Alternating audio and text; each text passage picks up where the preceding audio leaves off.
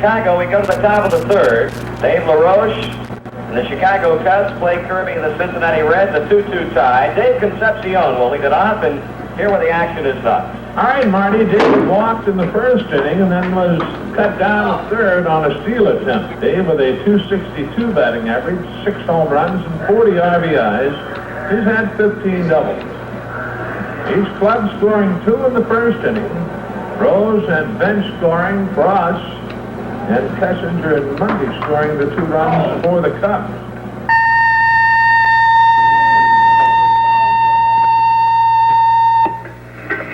Engine 13 in the rear of 56 South Senate, a trash fire.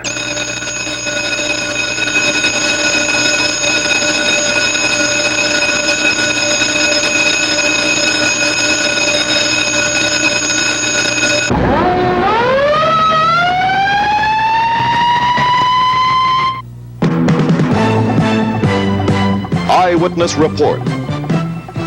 Brought to you by the Ball Corporation. Tonight's program, Flame Fighters. Your host, Eyewitness Newsman John Lindsay. Firefighters are different from other workers. Bankers, lawyers, secretaries, truck drivers, buyers, sellers all have a very good chance of returning home in the evening after work the same way they left in the morning, on their feet. Perhaps tired, but on their feet. Firemen are never sure. This is Bob Eads. He's 30 years old. He used to be a factory worker with regular hours and no special risks. But for the past 8 years, he's made his living inside burning buildings, breathing smoke. He spends time waiting for the alarm, then slides the brass pole, dressing on the run.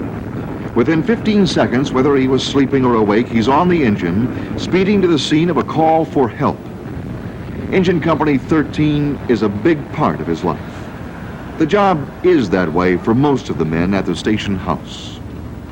You come in here, you're here 24 hours, you know the guys you're working with, you know what to expect from them on a fire, and then you're off for 2 days, you can do just about anything you want. You work another job.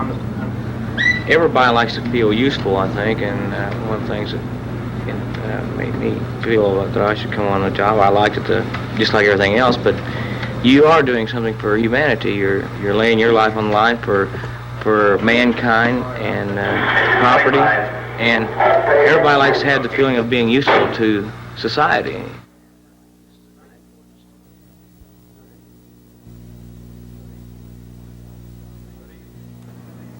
Good evening. My name is John Fisher, and I am president of a company with a product as familiar to Indiana as Monument Circle, the Ball Fruit Jar.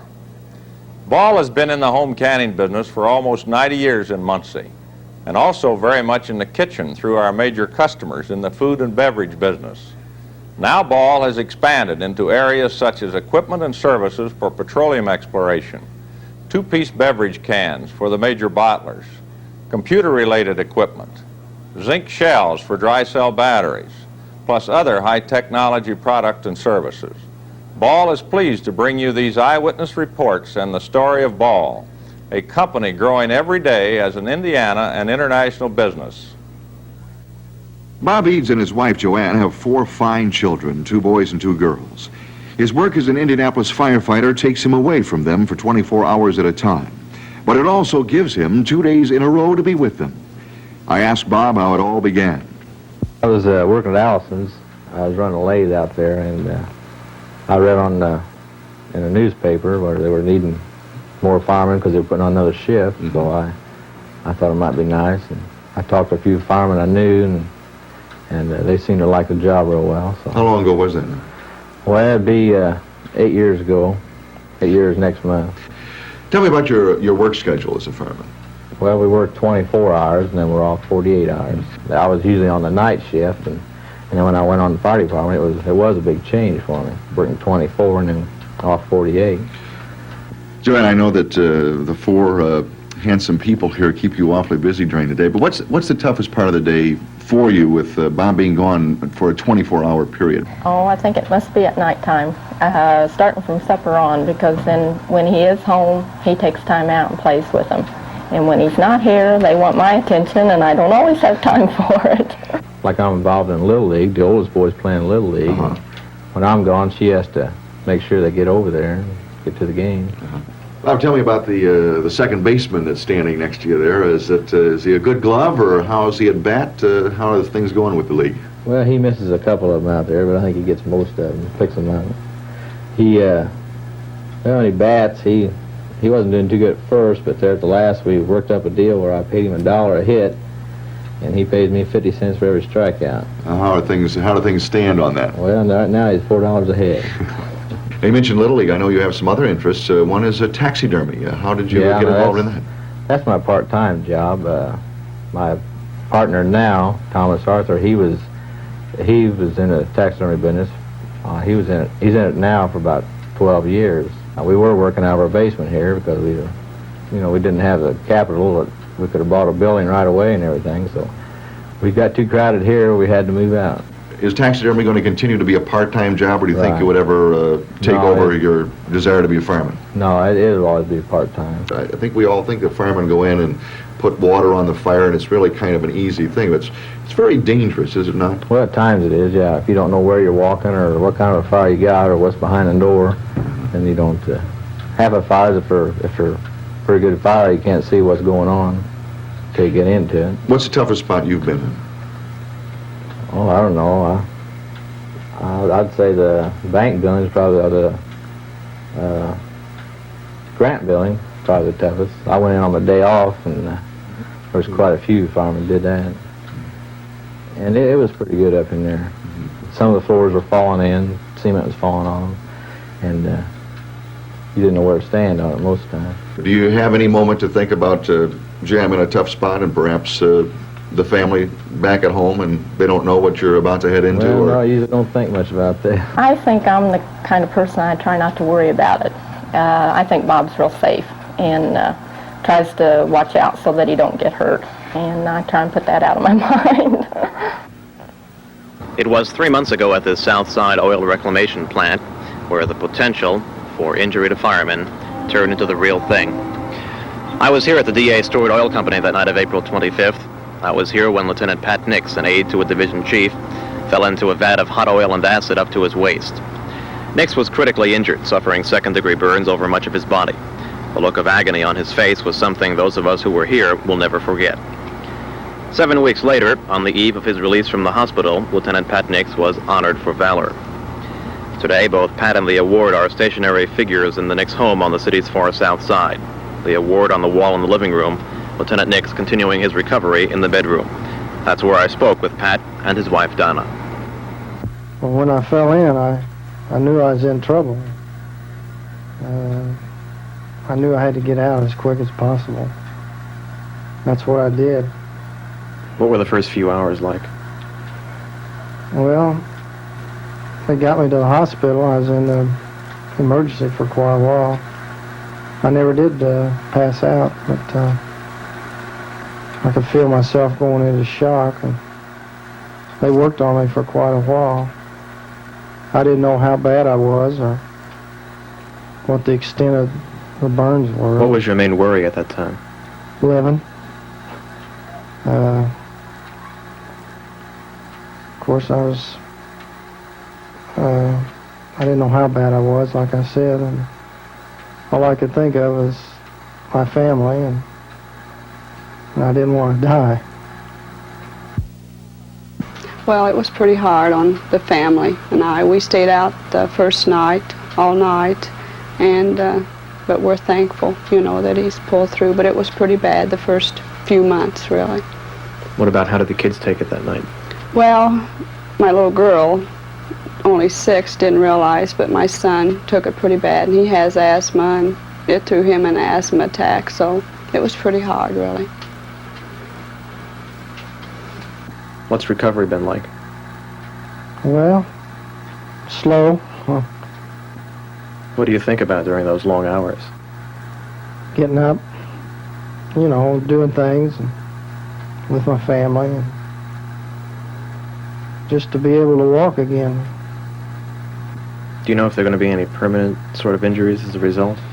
No, They said later on my circulation might be affected, you know, when I get older, like in my legs and stuff.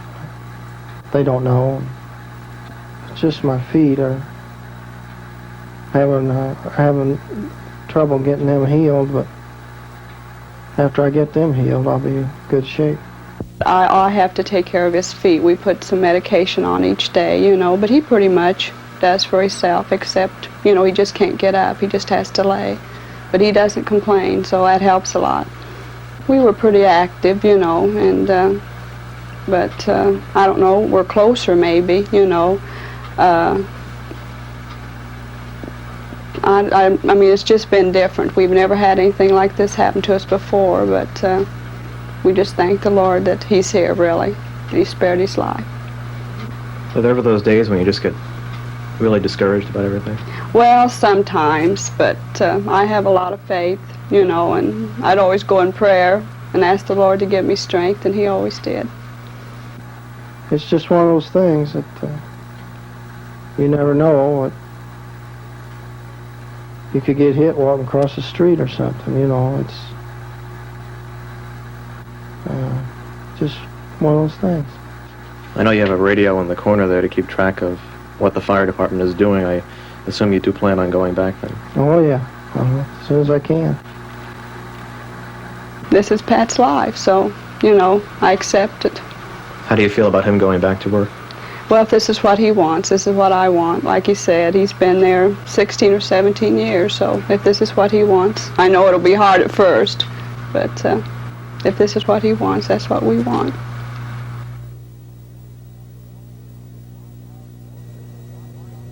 This is a wide-mouth ball jar for canning or freezing. What's it filled with? Food. Only food. No artificial additives, only the natural goodness and flavor of what you yourself put into it. Perfectly protected by the airtight grip of a Ball VacuSeal lid. Next winter, you'll be pleased and proud to discover everything you preserved in Ball jars this summer will taste just as natural in December as it did in May, or whenever you put it up. So capture the natural taste of summer in a jar, the Ball way. Just remember, you put the goodness in, Ball lids keep it in naturally. But start right. Get the Ball Blue Book of Canning and Freezing, the 29th edition. Hundreds of recipes. Send $1 and your name and address to Blue Book, Box A, Muncie, Indiana. That's $1 to Blue Book, Muncie, Indiana.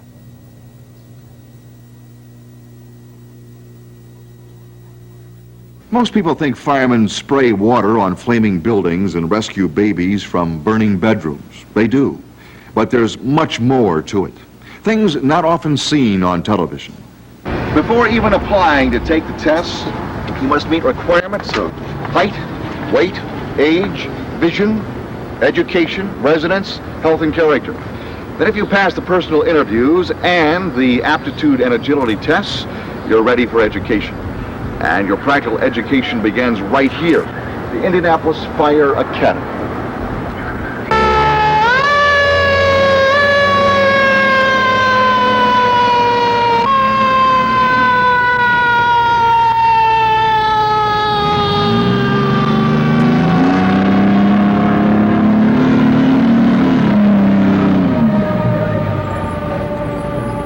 When appointed to the department, a man attends 6 weeks or 240 hours of training at the academy, and upon graduation, they are assigned to various shifts under the direction of the division chief of that particular shift. Training is a continuous operation from the first day on the job until the day you retire. You are either training at the academy or on the stations, either with academy personnel or with the company officers.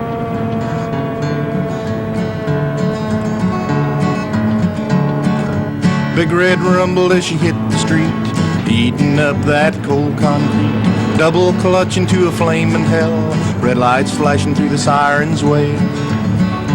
Engine 14, engine 22, truck 14 in District 2. Report of a fire in a vacant home, your heart beats fast and it chills your bones.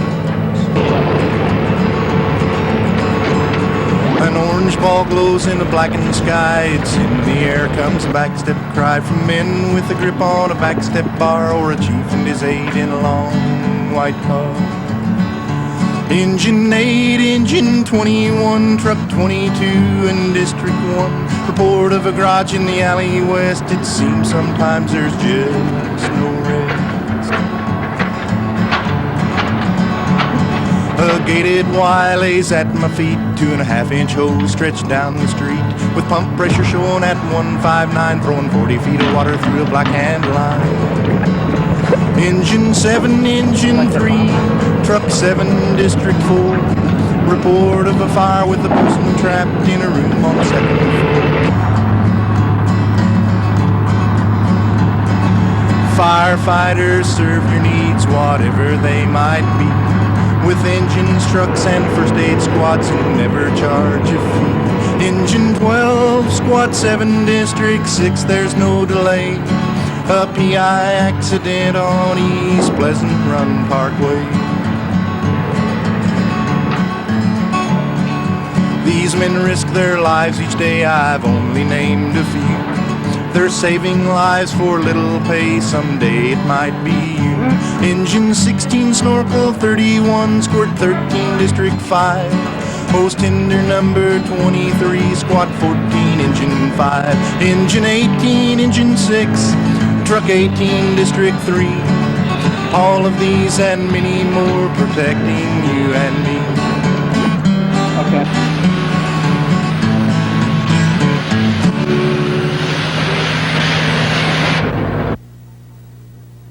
To most of us, a flashing red light means emergency. But a blue light also indicates someone in need of help. Throughout Indiana, hundreds of volunteers give their time to provide fire protection and rescue service to areas which would otherwise have to do without. We talked with men of the Warren Township Volunteer Department to find out why they do it, their major dangers and problems. We spoke with a recent recruit, a veteran lieutenant, and an engine driver. Good, and then you pick up what I you don't want to get go. paid for it. It's more like a civic duty or a neighborly duty to help my people, my fellow people in the community. And I enjoy doing it. I enjoy going in, helping people out, putting out fires, helping on first aid, especially if I can save a child or something like this. And I guess mainly just to help the people out, really. In a fire, your major risk is smoke, being overcome by smoke, getting a fiery house, the floor possibly giving in, something falling on you. Many things in a fiery house that really you don't know it's there. Obstacles that are hidden. High-speed driving was mainly the biggest problem, and the fact that, like Art said, people just don't seem to care, but they just stay in the road, they won't get out of your way, they'll make an attempt to move over, or they'll just all of a sudden stop in front of you. You kiss your wife goodbye, and not knowing whether you're actually going to make it back or not, and then next thing you worry about is once you get in your car and you're marked in on the run, you've got the traffic to worry about, because a lot of people don't want to yield the right of way to your blue light when you're going on a run. And this is, one of the problems that the fireman does face is going on an emergency run with people not yielding right away to you. And you've got to be extra cautious when you're making this run, because normally you're, trying to get there as fast as you can, safely as you can. In order to become a volunteer fireman, the initial training we have to go through is, right now, is currently about a 6-month program. 2 years ago it started as a 12-week program. Now it has advanced anywhere from 24 weeks on for their training. This involves basic firefighting training, how to fight fires, what to do in laying out, and then as a supplement to this, we go into our regular monthly practices for retraining for the older firemen that have been on for some time to get new phases of firefighting, and this also includes our specialized training like aerial work, fire rescue, and uses of new equipment. We constantly adding new equipment to the department. South Hunter Road. While filming, the Warren Township No. 3 Rescue Squad got a plea for help. The caller said a 16-year-old boy had disappeared while swimming. Our crew raced to the pond in the chief's car, following the rescue ambulance. What do you say? He's over toward this side? We're gonna send a man out. Hey, over toward this side. Back over here. Come on, Daryl, let's get it off. Somebody got a rope? Let's go. Give me a rope. We got six on the way, and it's got rope. Six. What stuff is this?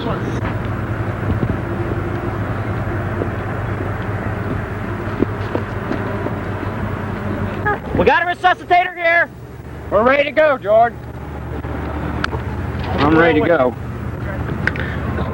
No, he's come this way more. Not that far, but straight in. Yeah, he was with the barrels. Come out. Joe, now start straight into that bank from right there. This airbag going.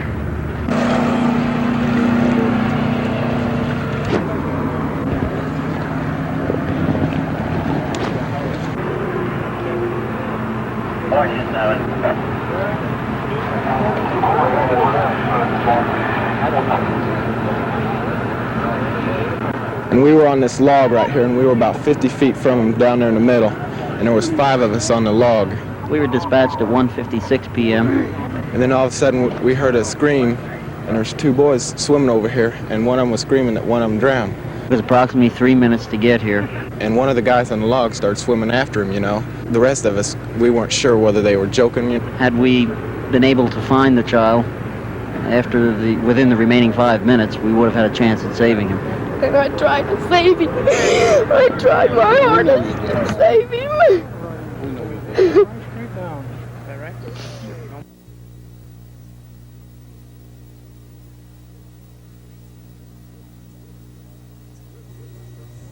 Wouldn't you love to capture the taste of summer, preserve its nourishing goodness naturally? You can, with nothing added but your own creative touch. You can preserve family favorites in ball jars that come with vacuum seal lids. Only ball lids have this red sealing ring and nice clean white enamel lining, so food never touches metal. No danger of rust with ball lids. See your grocer now and buy Ball. It's an easy name to put up with.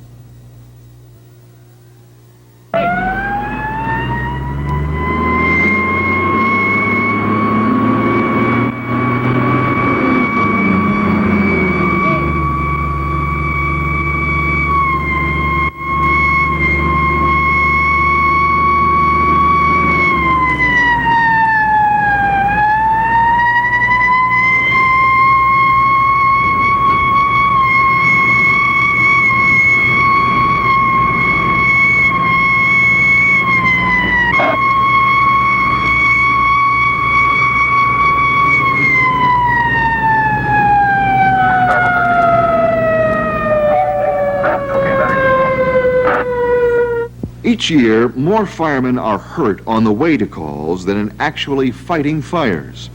Swerving through city traffic and making high-speed turns is dangerous business. False alarms increase the risk. There's no need for them, but they happen. And they seem to be on the upswing, too. There seem to be more and more of them. The dangers are just like any other run you respond to. The only thing is that if an accident occurs, it happens unnecessarily because of it being a false alarm.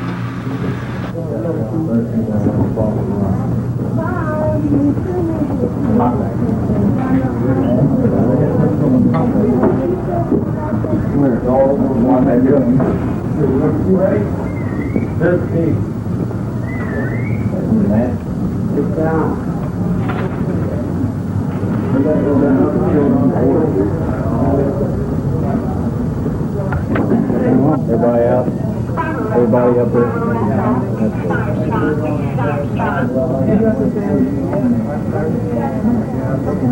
Everybody back?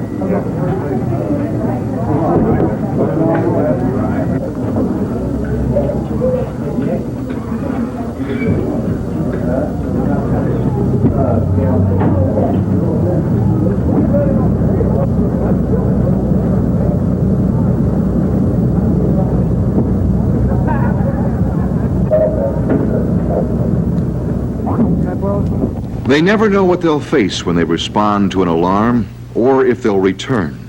Each run is different and dangerous. The men know their job and its hazards. They're prepared to take the risks. We should all be thankful for their dedication.